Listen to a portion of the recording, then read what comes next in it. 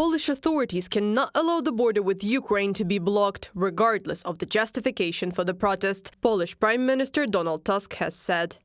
I would like to appeal to everyone in Poland without exception not to do anything that could harm Ukraine. We will have to take decisions that will protect the Polish border and border crossings. We cannot in any way harm Ukraine in a situation where the fate of the war is being decided. Donald Tusk, Prime Minister of Poland, from a publication on the Polskie Radio website. On April 18, 2024, Polish farmers remused blocking of 2 large checkpoints. Together with the previously blocked border crossings, 4 directions are now unavailable for Ukrainian lorries due to protests. Protesters continue to block the movement of lorries, allowing only a few vehicles per hour or restricting traffic altogether. Polish protesters have recently prevented lorries from passing towards Poland through some crossing point at all. Andriy Demchenko, Speaker of the State Border Guard Service of Ukraine, in comments to Ukrainska Pravda. The protests of farmers are a manifestation of a systematic crisis in Poland, Ukrainian Deputy Economics Minister Taras Kachka has said. The majority of Polish farmers do not share the protesters' position and do not take part in the actions. Kyiv and Warsaw have a mutual understanding of this issue, the official stressed. This is a systemic crisis in Poland itself, because a certain part of the farming community and those farmers who block the border, they organize protests in different formats. They block roads in Poland itself, and the main problem is that they themselves do not fully understand the subject of their demands. Taras Kachka, Deputy Minister of Economy and Trade Representative of Ukraine, on the air of the Ukrainian national telephone.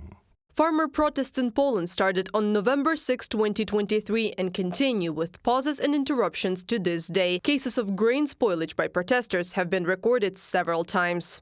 Polish farmers feel threatened by competition from Ukraine, and we need to find a solution very quickly. We also need to prepare Polish and EU agriculture for Ukraine's accession to the European Union, for the fact that the Ukrainian agricultural sector will become part of the EU, and that Ukraine is very competitive in certain sectors of agriculture because it has black soil, good weather conditions and large farms. Marcin Świecicki, Polish economist, in an interview with NV. Back in February 2024, the Ukrainian government offered Poland a plan for the deblockage of the border. In one of the points, Kyiv suggested that Warsaw appeals to the European Commission to stop agricultural exports to the EU from Russia, since Russian exports to Europe are growing despite the ongoing war, Ukrainian Prime Minister Denis Shmyhal said. In the first 11 months of 2023, Moscow sold €2.5 billion worth of agro-products to Europe. Ukraine and Poland can compensate for this volume. The Cabinet of Ministers of Ukraine believes.